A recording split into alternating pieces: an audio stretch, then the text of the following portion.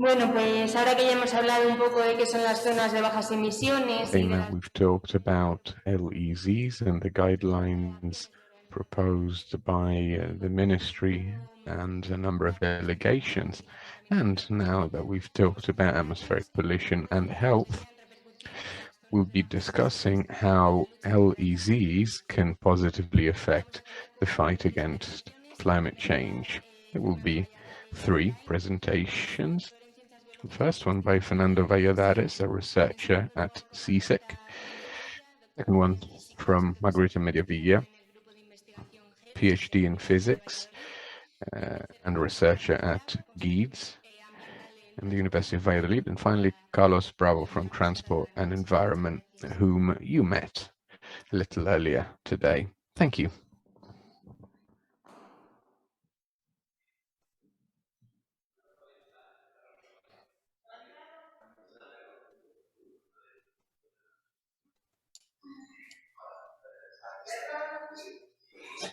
Hola, buenas tardes. Good evening. How are you? It's a pleasure to be here. Thank you very much for the invitation. Without further ado, let's go ahead with the presentation. Let me share my screen first. I will only be a minute. Can you see my screen? I think you can. Let me go full screen here. Okay.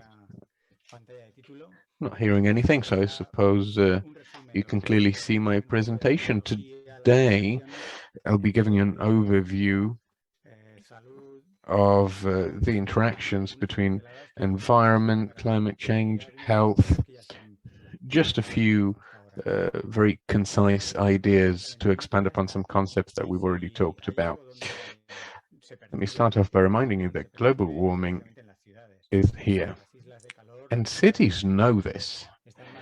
Cities can feel it. Cities, in particular Spanish cities, are hotter than surrounding areas. In Spanish cities, temperature has increased twofold compared to their surroundings. The temperature rises above 35 degrees indoors during the summer and at 35 degrees with humidity over 95%, the human body dies. It leads to death. In dry areas, however, like the Iberian Peninsula, these new temperatures brought about by climate change, thankfully, aren't that harmful, but there are other areas in the planet where that's not the case.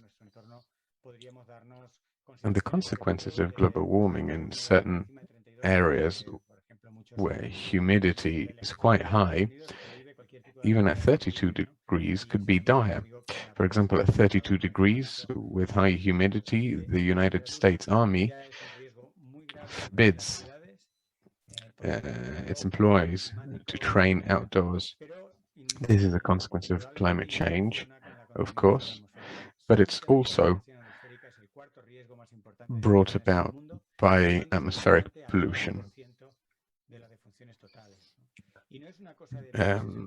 which accounts for 12% of total deaths in the world. It's the 4th cause of death in the world. And it's not a matter of technology. People seem to believe that the more technologically advanced we become, the more we pollute. But that's not the case, and it's been demonstrated.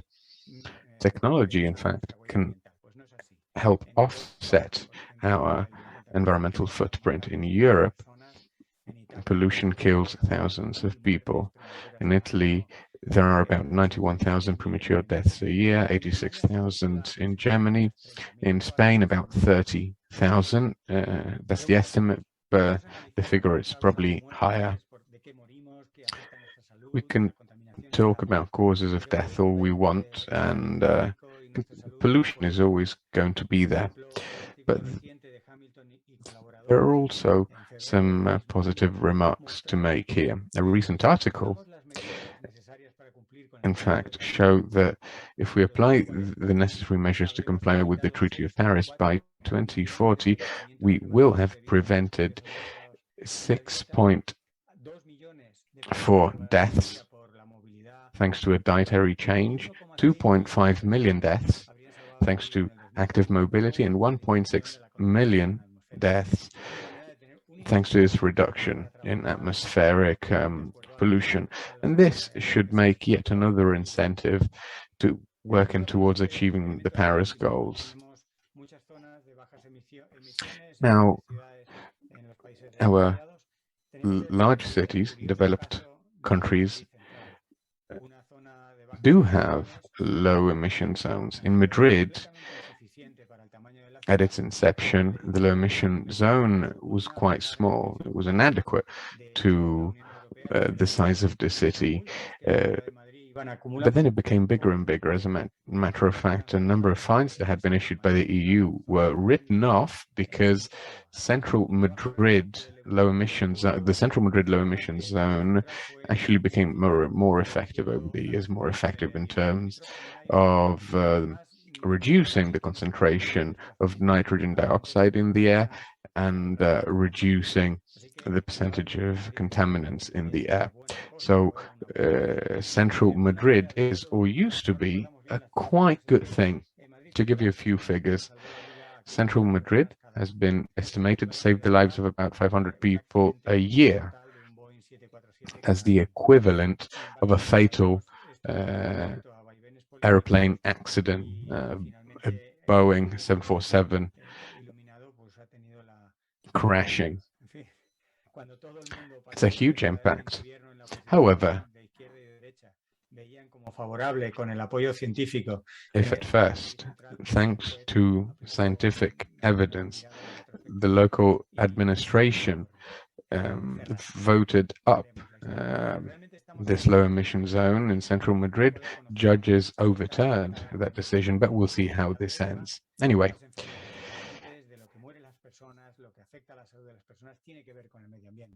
nowadays, about 80% of cancers in children are caused by environmental factors.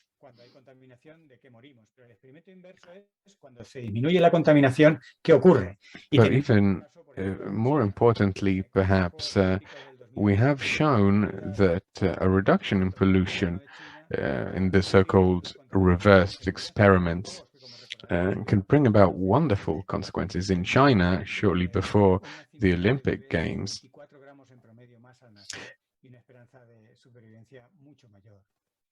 babies, after the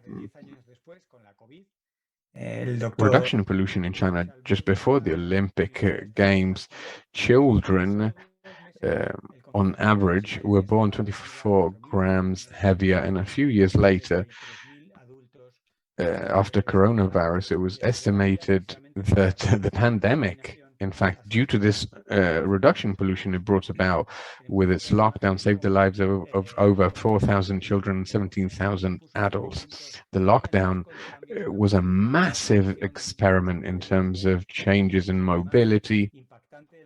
And here you can see a very powerful image showing how much NO2 emissions were reduced at March 2020 with the onset of the lockdown. Same thing happened in Spain. On the left, the red areas represent high concentrations of nitrogen dioxide. Merely a week later, after the lockdown, the level of pollution decreased significantly, as you can see. Climate change interacts with atmospheric pollution. It's not only a result of it, they feed off of each other. And if we solve the problem of pollution in our cities, we'll also be tackling another problem at the same time, climate change. More and more people live in cities nowadays, and that's why it's so important to reflect upon pollution, and that's why we need to strive to reduce emissions. The interaction between climate change and contaminants is complex. And it can be seen in the case of ozone. Ozone levels are directly affected by the interaction between what we emit and weather conditions. For example, in inland Iberian Peninsula or in Central California, in Greece, temperatures in the summer are so high and there is so little wind that concentrations rise. Incrementadas en frecuencia por el cambio climático, generan un ozono que se suma al de las emisiones. Interacting with climate change, these conditions increase the emissions of ozone, and the ozone, in turn, increases global warming. Let me illustrate further instances of interaction. COVID-19, the pandemic, is strongly related to pollution. In the early months of last year, the risk of death due to COVID would increase by 15% per microgram of contaminants in the air. The expansion of COVID across the world was actually facilitated by COVID because particles would spread more easily as another important epidemiological parameter would rise. This parameter is called the number of people that an infected subjects can in turn infect. But we can also talk about interactions between COVID and climate change. There's a lot to say here, and it's actually us who are affected by our health, as are our ecosystems. Green spaces, especially if built by man, even when built by man, reduce human mortality. A study published in 2019 showed that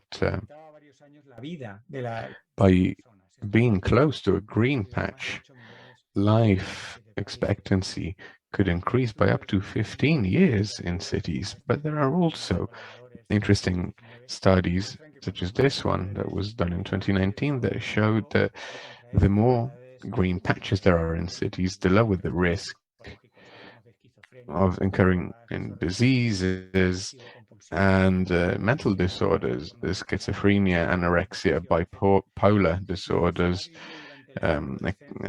stress, diabetes. If as a teenager you've spent a lot of time around trees, both in urban centers and in the open country, the risk of contracting these diseases as an adult decreases.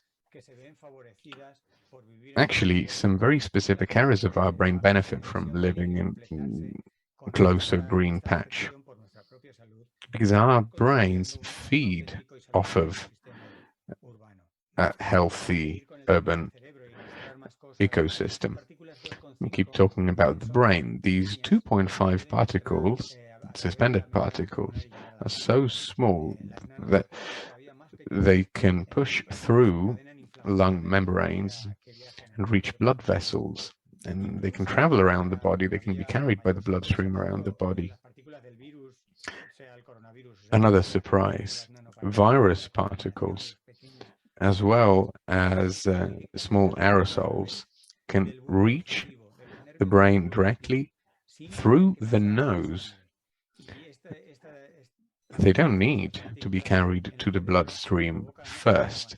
And when they reach the brain, they inflame it, and they can even cause tumors.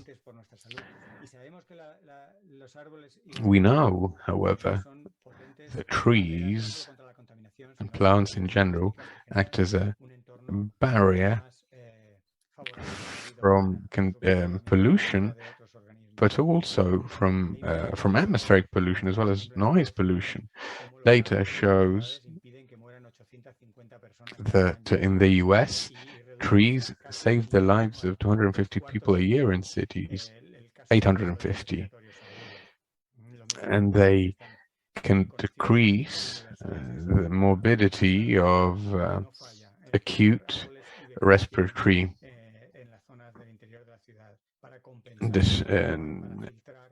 distress quite significantly. They can absorb much of the impact that's brought about by human activity in general.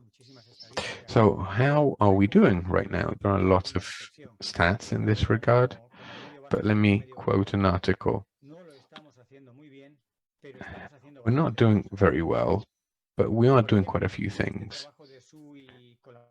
It's a sort of glass half empty, half full situation. A study that was carried out last year showed that over half of the cities that subscribed to the Mayor's Pact in the European Union are striving to achieve their reduction goals. All these cities, most of these cities actually, are on track. The blue dots on the map that you can see on screen are on track to achieving their goals. The white dots have been graded as insufficient, but even the red dots aren't doing too badly. They're still doing something. Regarding how emissions are reduced, that depends on the city, on the country, on the local agenda. Central Madrid, for example, is a different tool to those adopted in other cities, because each city has different issues that it needs to tackle.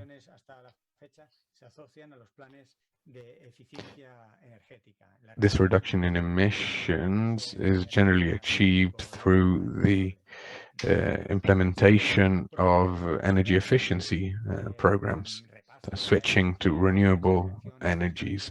Anyway, to give you an overview, diseases, climate change, global warming, pollution, all in. The solution lies in a complex human ecosystem, an ecosystem where we need more green spaces that need to be connected to their surroundings, so as to enable animals and plants to interact with other elements of the system in a functional manner. A further important point: low emission zones need to be expanded as much as possible. If we tackle pollution, we tackle climate change. And if we tackle climate change, we tackle pollution.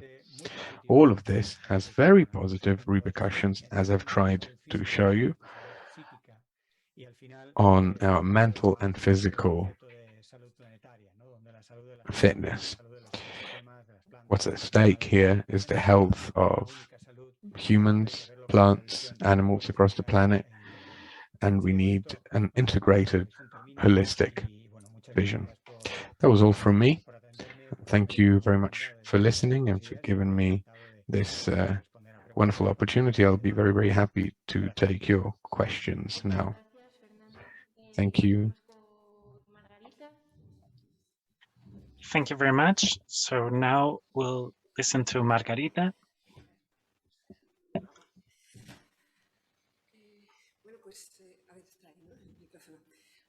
Okay. Thank you very much for the invitation to participate in this panel. I would like to talk about the work we've done at the University of Valladolid at GITS on transport and climate change. So can you see my presentation? I'd like to present some results from the studies that my group carried out, a group focused on energy, economics, and system dynamics. We talk about a Medea model. That means we gather energy, climate change, economics, and we see all the interactions between the different aspects I mentioned. We've been focusing on emissions coming from transport, So there you go. We've got these two articles on which I based my work. I've worked in the transport sector for several years, and this is the result of several years of work. Then we drafted a second article together with a student who was analyzing in a more detailed way the energies in the case of electric vehicles and vehicles based on minerals. So sometimes we talk about energy transition. We see that we are running out of petrol. We see that biofuels should stay in the ground because they also contribute to climate change. You here at this panel are quite aware of that, but the replacement is not easy at all. If we try to replace conventional cars with biofuels, we see that the result is a disaster because there's a grabbing of land, which is very considerable. It takes a lot of land to do that, and the return rate is not good enough. Electric vehicles allow us to save some energy. They consume 33% less energy in net terms, but that's not a lot. And they still depend quite a lot on petrol anyway. I was talking about hybrid vehicles, sorry. Regarding the electric vehicle, yes, we've got a more important saving, 66% less consumption of energy, but they are highly dependent on minerals. And the problem with minerals is very important, and as we will see with some details I'll give you, not just because of the minerals themselves, but because of the impact of the mining sector. However, electric vehicles are relatively efficient. Let's think about solar panels or windmills and the energy they produce. And if we take this energy into the car, then the efficiency is almost 70% in the relation between electricity and wheels. So we see that the electric vehicle is much more efficient than biofuel-based vehicles. What about hydrogen? And then we have 26% efficiency. And regarding fuels derived from methane coming from hydrogen as well, we attain an even lower efficiency. So we see that we need to replace petrol, but we spot quite a few technical problems in that process that are quite difficult to solve. That's quite difficult that's very important for heavy vehicles as well. So we see our limitations in this respect. Let's see what happens if we try to decarbonize transport by 2050. So we try to think about different decarbonization scenarios in the transport sector and see what happens.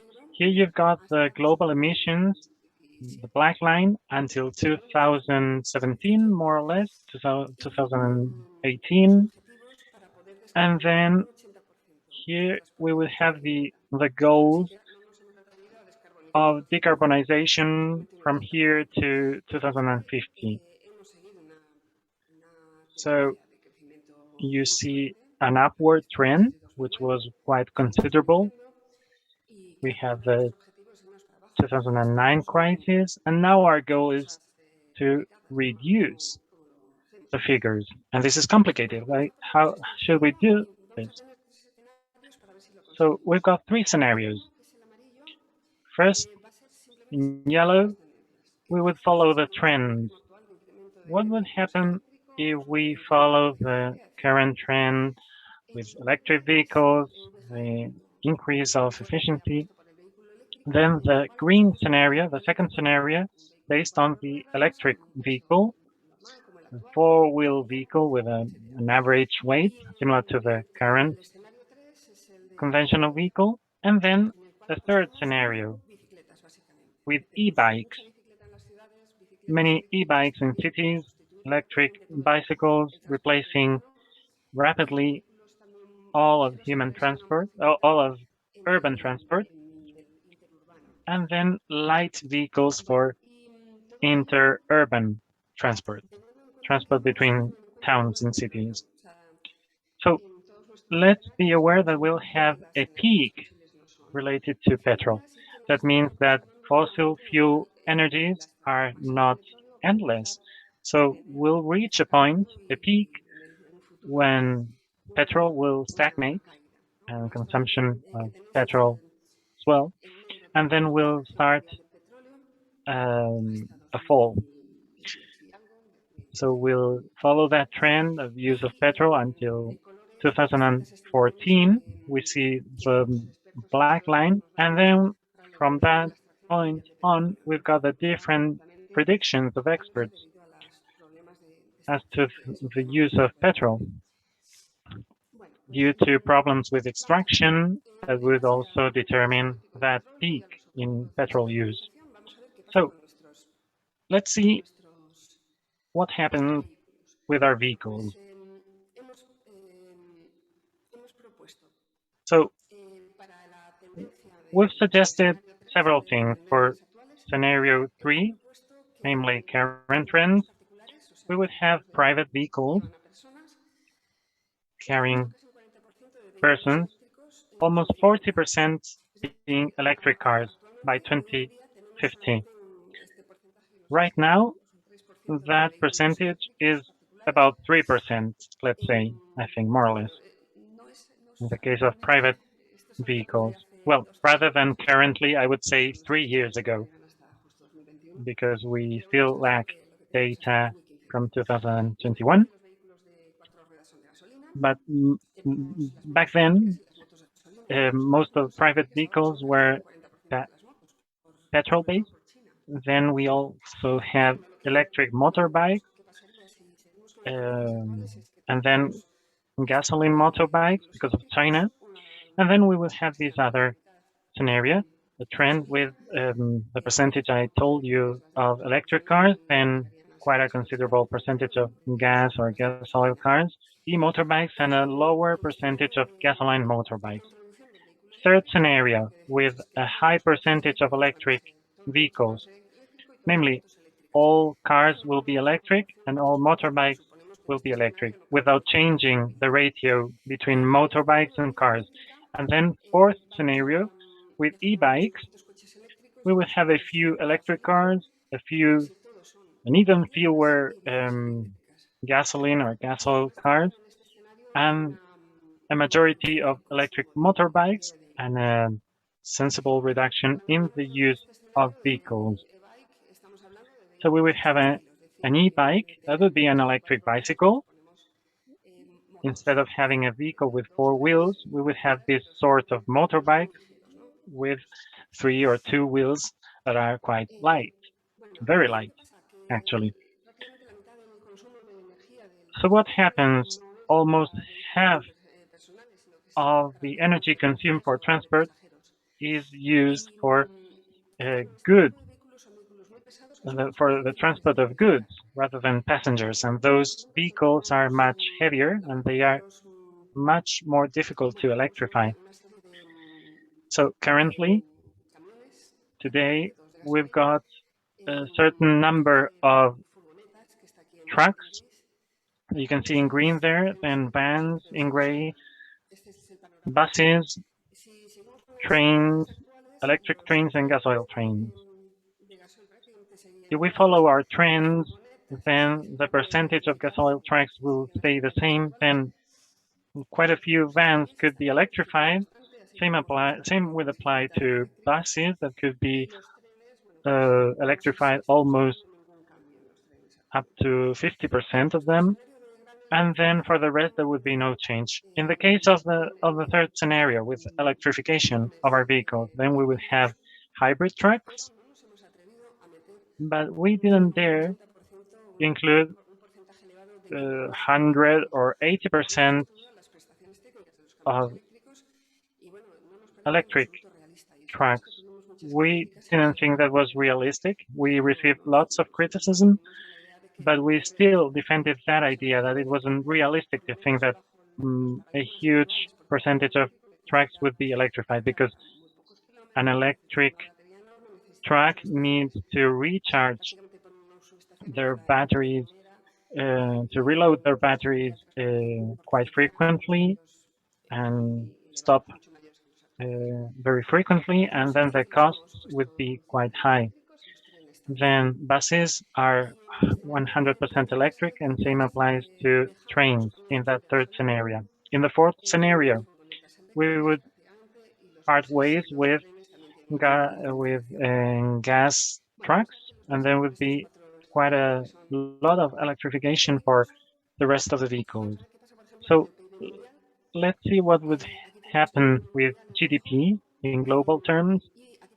Here we've got the red line for GDP, and then here we have the projections for the future, predictions. So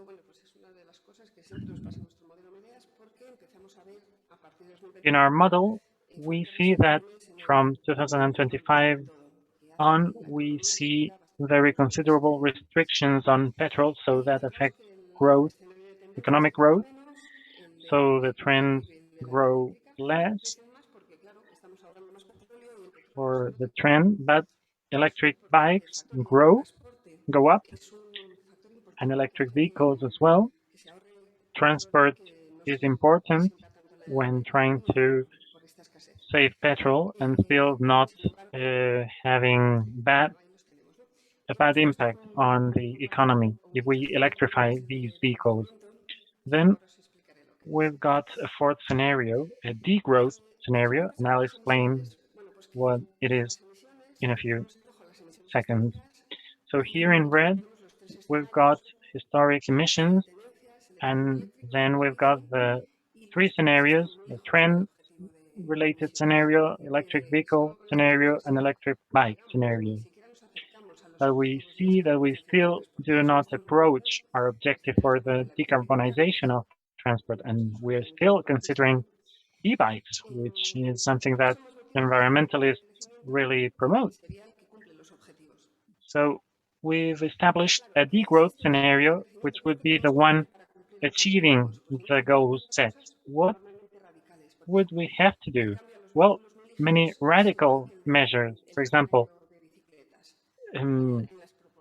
changing to very light vehicles, as it is the case with e-bikes, with the e-bike scenario. Then GDP should go down and stabilize at $5,000 per capita. The current figure is $6,500.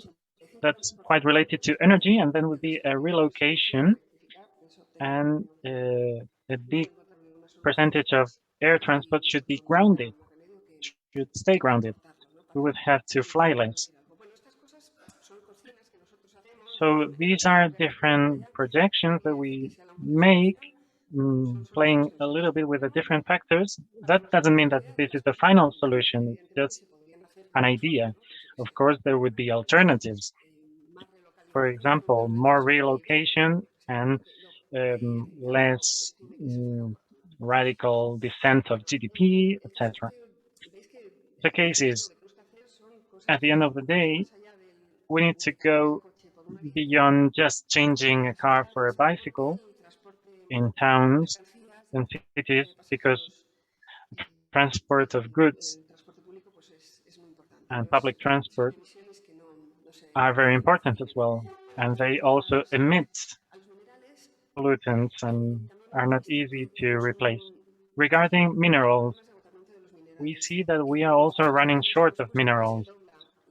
In our scenarios, we've established that we would double the use of the most important minerals, the rate related to them. The rate of recycling are quite important for electric batteries, but rates are quite low in that respect. And in the case of lithium, we are depleting our reserves, our stocks. Here you've got the 4 different scenarios with the different colors related to the different batteries. There are some batteries that use more lithium, others use less of it. So it depends on which battery we go for.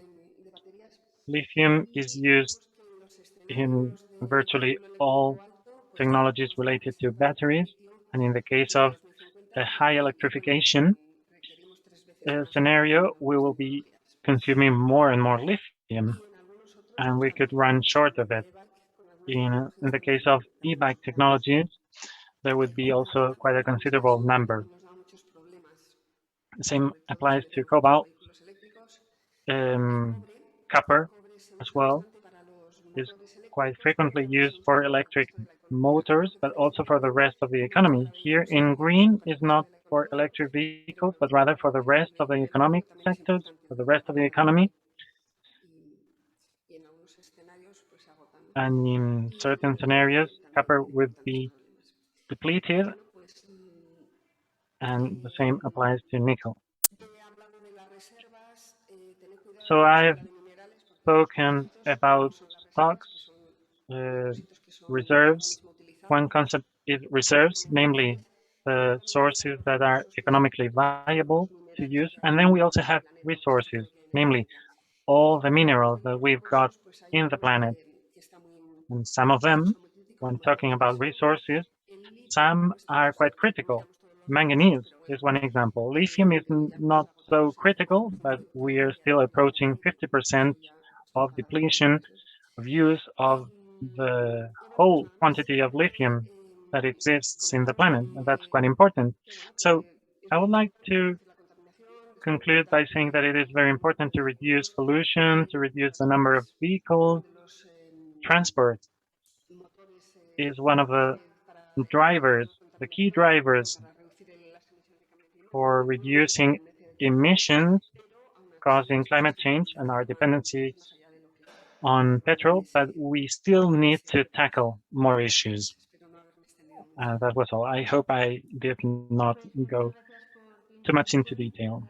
Thank you very much, Margarita. So now we'll pass the floor to Carlos. Carlos, go ahead. Thank you very much, says Carlos.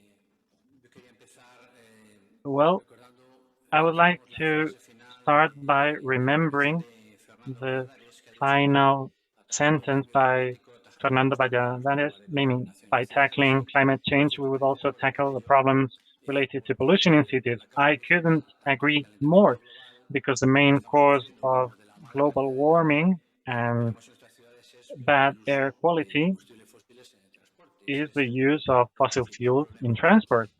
That's the main problem. We shouldn't forget that 29% of the whole of emissions in Spain of greenhouse gas emissions are due to transport, mainly road transport, which is responsible of 26% of those emissions in Spain. And another important aspect is that a very important percentage takes place within urban areas. Around 10% of emissions, greenhouse gas emissions in our country, take place in our cities and towns. So cities and towns have a key role to play in the fight against climate change and in the decarbonization process. There are many ways to act, but acting in that way is fundamental in order to have a more sustainable model, incorporating bicycles, active mobility, green zones, etc.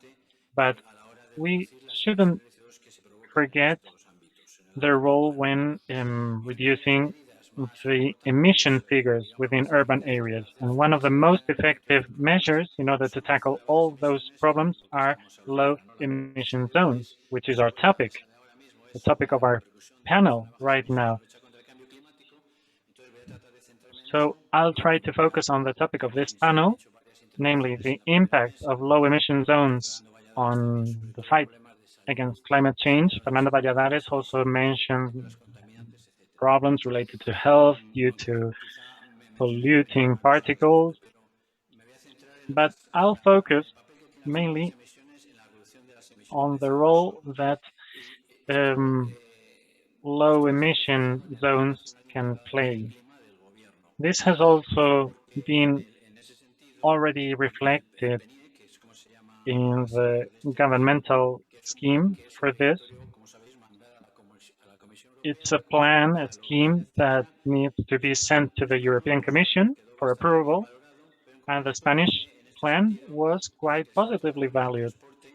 But the transport sector in 2017 produced 27% of emissions. We've seen that we already have 29% as a figure for 2019.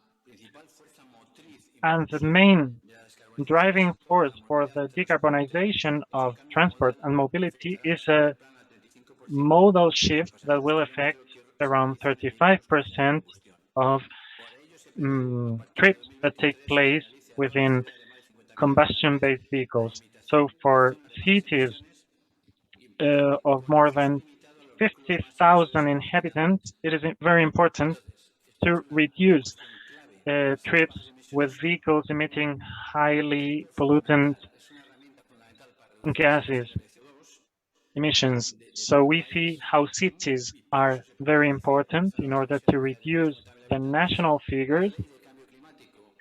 The Climate Change Act incorporated this measure that was in the Spanish plan in Article 14 of the Act. It is stated that it will be compulsory to establish low emission zones for cities of more than 50,000 inhabitants and also island-based cities, and for towns between 20,000 and 50,000 inhabitants. They will also have to apply restrictions if they violate certain key criteria regarding pollution. Noise is also an issue, and we basically try to reduce emissions. So the Climate Change Act is very good. It affects 49 cities and towns in Spain with more than 50,000 inhabitants, with more than 80% the Spanish population. So if all those cities would pitch in, the change would be quite significant when improving their quality and living conditions of citizens. Of course, we already saw that with COVID. When traffic disappeared, we can enjoy seeing and hearing birds. We could enjoy nature. Fernando Valladares already mentioned it. So we need to try to get to that stage without having to have a lockdown because of a pandemic or a similar disease. So Climate Change Act has that very interesting article. Not just the low emission zones, but other articles and letters of the same section referring to reducing traffic, promoting bicycles. But we think that we could do all this from a holistic approach, not just in isolated measures, and improvement could be quite important in that respect. Reducing emissions of CO2 would be key. In order for a low emission zone to be effective, it needs to follow and respect certain parameters. Las ha comentado antes su compañero de CODES, pero lo podéis ver en la prensa. In cities such as Valladolid, Zaragoza, Salamanca, Cuenca, there are some very small low emission zones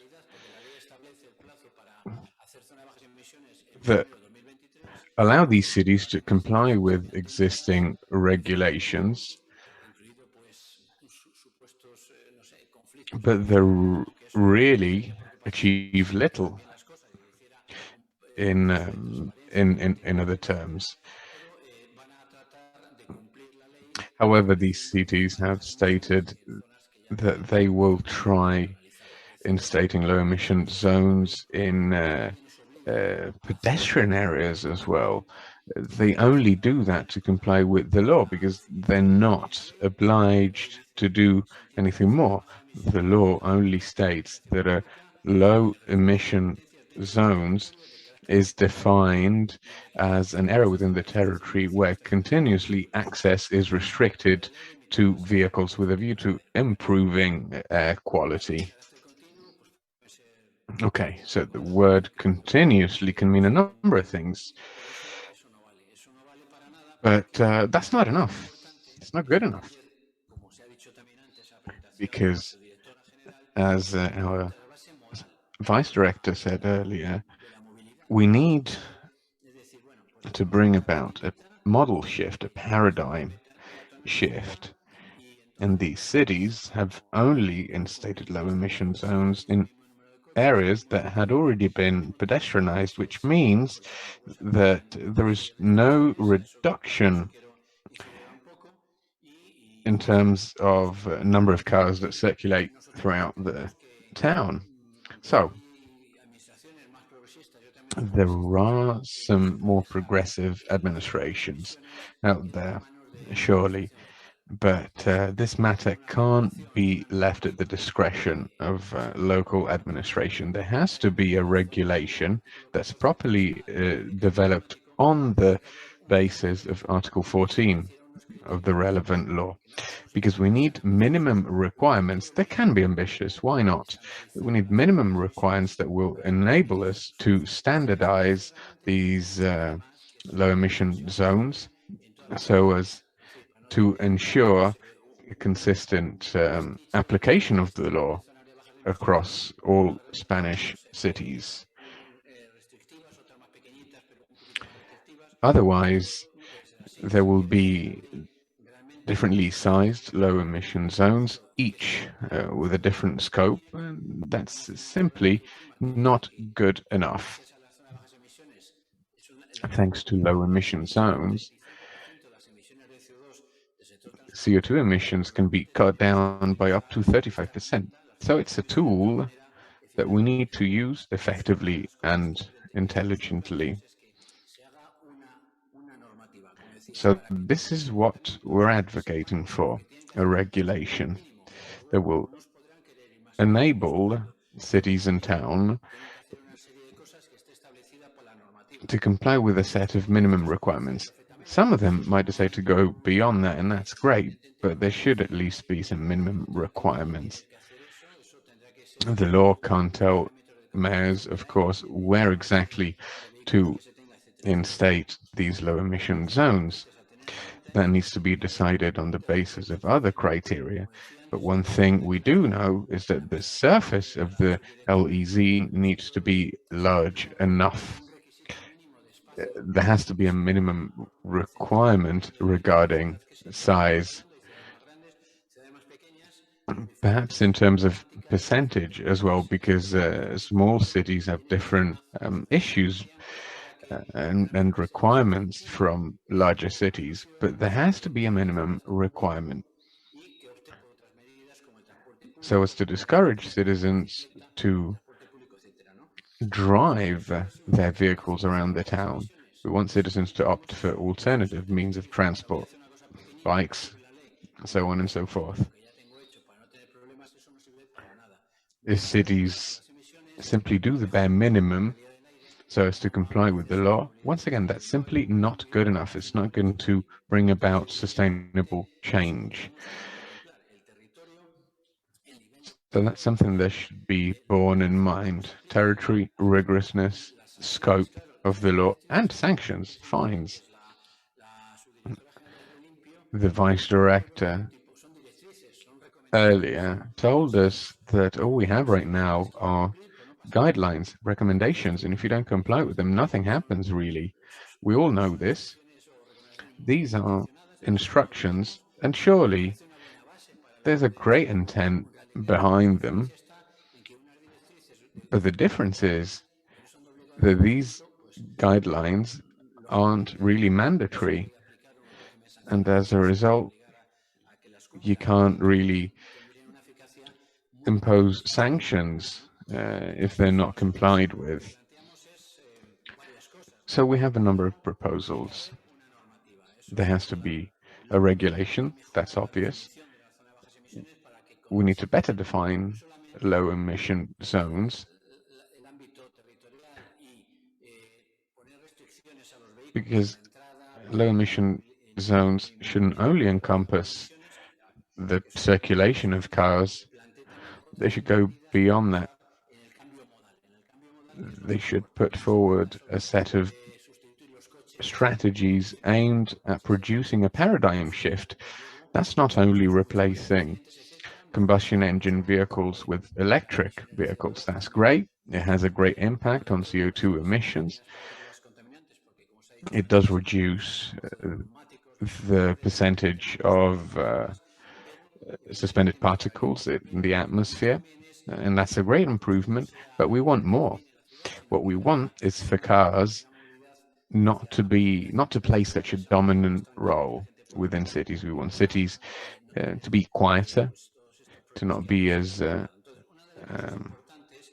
noisy. We want people to pick up the habit of walking in town centers. So traffic restrictions, parking restrictions, and how do we achieve that?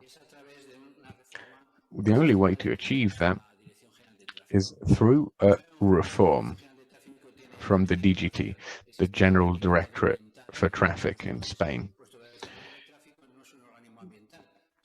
Now, the DGT is not an environmental body. The Ministry for the Environment has the competence to issue regulations regarding air quality protection and traffic restrictions. Also, the DGT, whether this is reasonable or not, last year approved a program aimed at reforming the label system that's been put in place. The plan should have been approved in July this year in order to put a ban on most polluting vehicles, but it hasn't been done. So we need a reform of these labels. The zero label, for example, which is the top label, encompasses not only electric cars, it also comprises, for example, fake hybrids, fake hybrid cars, and they do pollute. The CO2 parameter should be included in these labels, and they don't do it as of now. Now, depending on the car grading, Euro 5, Euro 6, certain cars enjoy a privileged status, but CO2 is not a factor here. So our proposal is to eliminate the eco label, which is quite deceitful, because the eco label encompasses hybrid SUVs, for example, which are huge cars that do have a combination of an electric engine and a combustion engine. And so they pretty much pollute as much as regular cars. Studies have been conducted in real time on road, and it has been shown that these cars run on their combustion engines a lot more than they do on their electric engines. So they do pollute a lot. And then natural gas vehicles, that's a fossil fuel. A natural gas vehicle emits a number of greenhouse gases, not only CO2. And so aside from having a direct impact on air quality, they also emit fine particles that are inhaled by everyone, even children.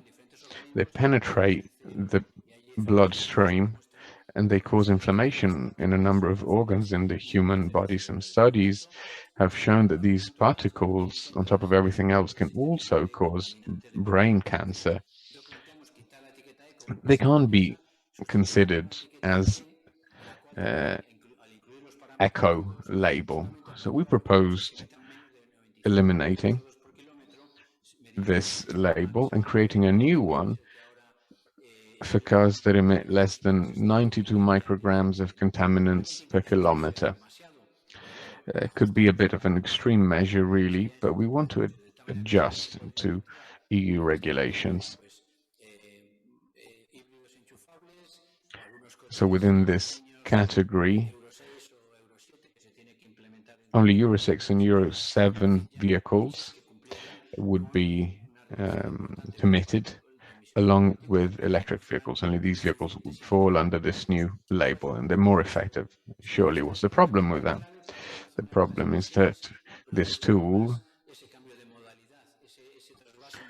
in order to be used effectively, requires a deeper paradigm shift, because all types of cars are allowed within the city limits, regardless of their labels. We're going nowhere. A number of cities have thought about restricting access to their town centers, and that's great. But all the criteria we just listed off should be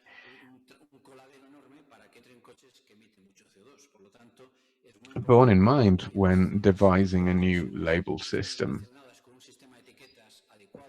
We need an appropriate, effective label system, one that complies with all the requirements, the criteria we just listed out.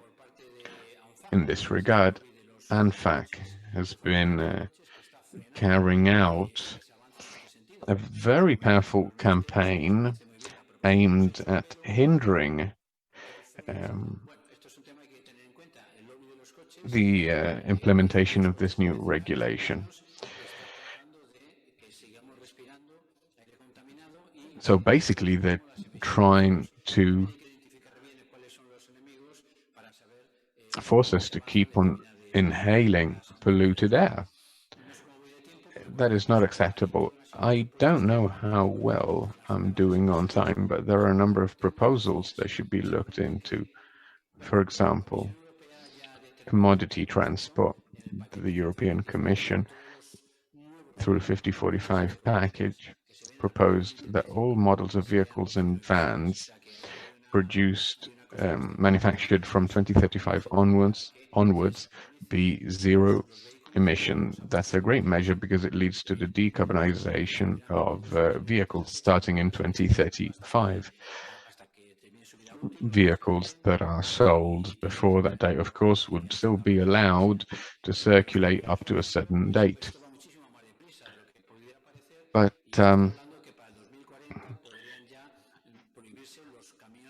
some people are even talking about outlawing combustion engine vehicles altogether by 2040. And with the reduced costs deriving from this ban, well, there will be a lot of changes. A number of car manufacturers, in fact,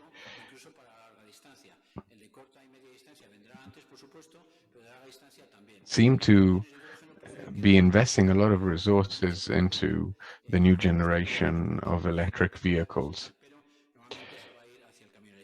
So that's the future, electric vehicles. But anyway,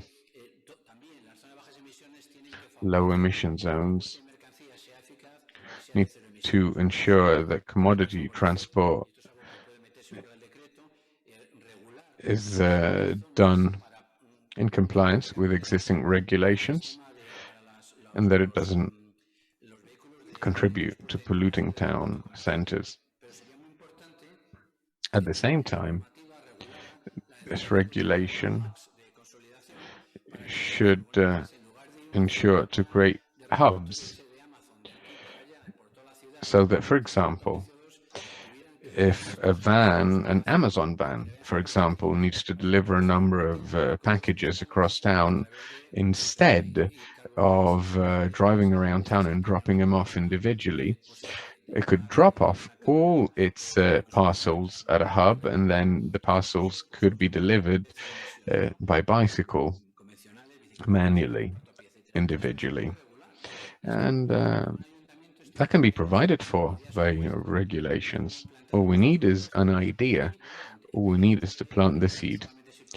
These are our proposals, and we do hope that they will be reflected in the medium term in a royal decree. Public transport services need to become a priority as well. In this regard, it's unacceptable to still keep on purchasing today gas-powered coaches and buses.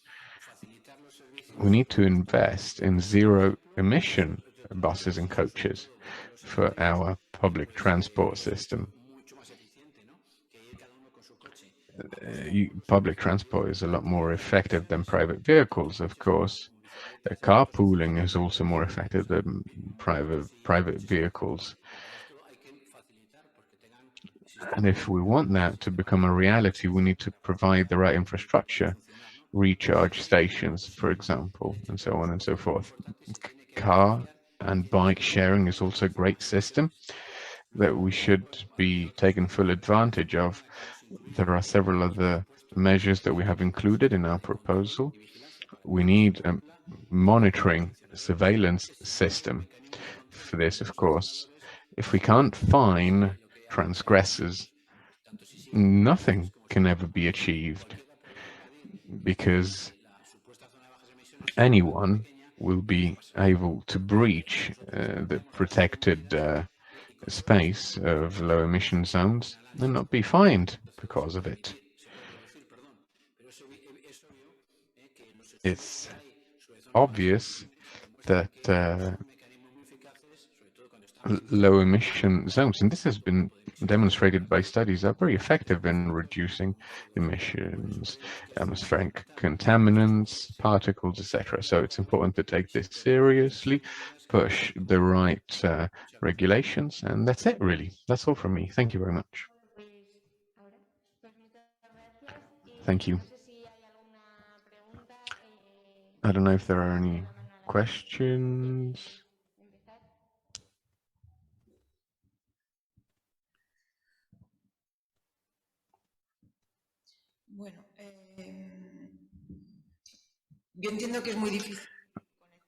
I understand it's difficult to highlight the correlation between LEZs and climate change, because there aren't any studies in this regard, to my knowledge at least. But during the pandemic, with the lockdowns, the concentration in parts per million of greenhouse gases went up after the lockdown. So my question for scientists is, how long do we need to achieve a sustainable local reduction in emissions? When will we start measuring CO2 emissions properly on a global level? Are you talking about parts per million of CO2? During the pandemic, CO2 emissions went down. No, that's not the case.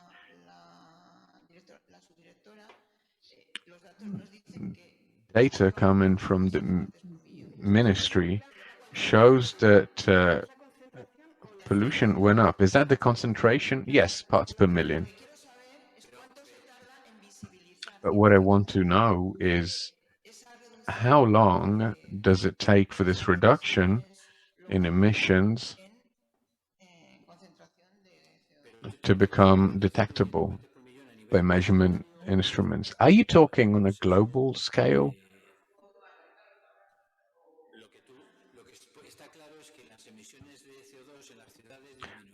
What's clear is that in cities, CO2 emissions decreased.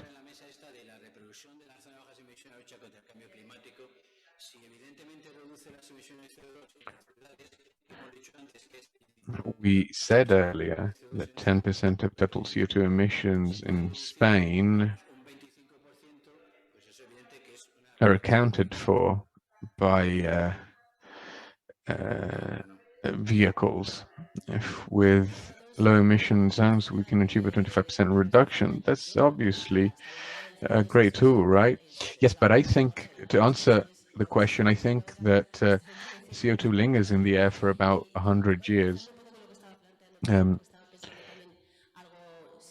Tying this off to what Margot just said, and Carlos as well, I wanted to talk about the PNIEC.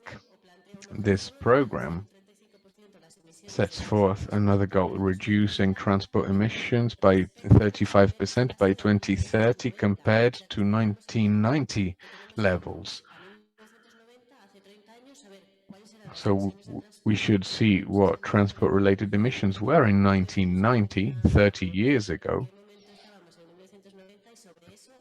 and then reduce current emissions by 35% compared to those levels. If that's the goal, then great. But the scientific community has been looking into this. CO2 emissions linger in the atmosphere for 100 years, and as a result, the concentration of CO2 and greenhouse gases in the atmosphere will keep on increases even though emissions decrease. So how can we achieve a full-on drastic reduction?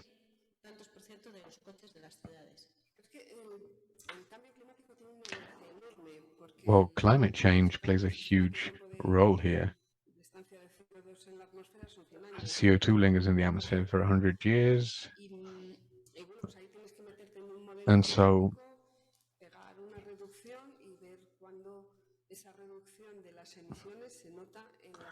we would need to study a climate model and see how long it takes for this reduction to have a direct repercussions on current level. I can look into it if you like. But climate change, we need to be aware of this, will be done away with. Now, however, we have to suffer the consequences of the damage we've already done. That's something we need to be aware of. There has been a rise in global temperatures. We have to prepare for that. We will have to strive to emit less than ever before. But even though we do start emitting less now, we will notice the positive repercussions of that in a few years from now. Well, yeah, we're already suffering the consequences of climate change now. We'll keep on suffering it in 100 years' time, actually. CO2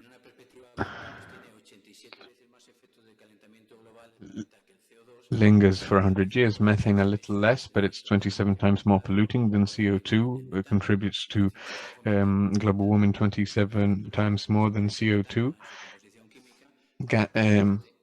Natural gas is widely used, and that's pretty much methane in transport nowadays, maritime transport, airborne transport. If natural gas, which is a fossil fuel, can still be sold as a transition fuel in this during this paradigm shift. Well, that sounds hopeless to me. It's like trying to help someone go sober, feeding them wine instead of whiskey. That's what we're doing right now with natural gas. How can you possibly think that a fossil fuel is an actual tool to achieve decarbonization?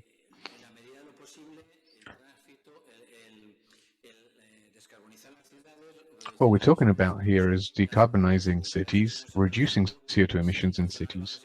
And that's why we're trying to ascertain whether low emission zones are a good tool or not. And it would seem like current conclusions that we've drawn show that they are. Climate change is a complex issue. A number of factors go into it, but low emission zones are a proper tool. And if they're properly designed, and if they're backed by a strong regulation, they will take effect. Yes, I just wanted to say regarding gas,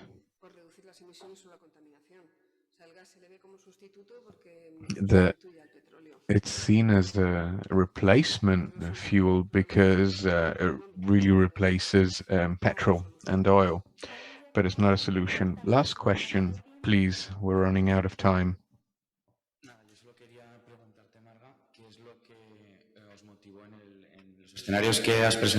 So what motivated you, Marga, in your different scenarios to include the air sector in a growth scenario, but not hydrogen in the case of trucks? You didn't include other options, even though you were aware of electrification. And regarding the third pillar, why were you so little ambitious? So I'm talking about aviation, railways, and trucks. So, I mean, you had a scenario with e-bikes, with gas oil. Why wouldn't you pass that to railways or go for decarbonization through hydrogen, for example?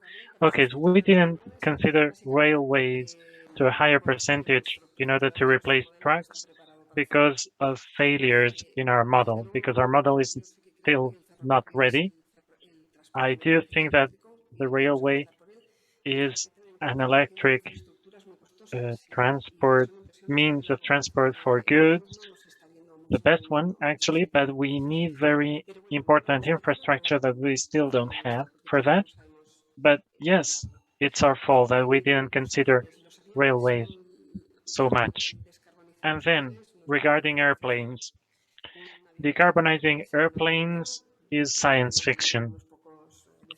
An electric airplane could be a little airplane, but a Boeing 307 is not viable by electrical means. So the only thing we can do with aviation is to stop it, to replace it with other things. And then regarding trucks, yes, as Carlos said, but well, this is debatable. We might be wrong, but we think it is very difficult to have purely electric trucks because an electric truck, a conventional truck can go up to 800 kilometers without stopping for petrol. But an electric truck needs a whole night in order to recharge the batteries, unless you have very specific batteries requiring huge resources both within the truck and at the gas station or at the electricity station. So making trucks stop every 4 hours so frequently to spend so much time recharging the battery, or the battery is so huge as to occupy half of the load of a truck, then that's not viable. That doesn't mean that's impossible, but it's very costly. So road transport is not an option. You need to pay for more working hours, for more trucks. So that wouldn't be a solution. That would be interesting for cities, having a track for 40 kilometer trips, but going from Portugal to Germany on a track, well, we need to rethink transport in another way. And the railway would be very interesting for that, but we didn't work on that, and authorities are not promoting it. Well, we'll call it a day, and we'll start tomorrow again at 9:30 in the morning, and we'll be waiting for you. Thank you very much.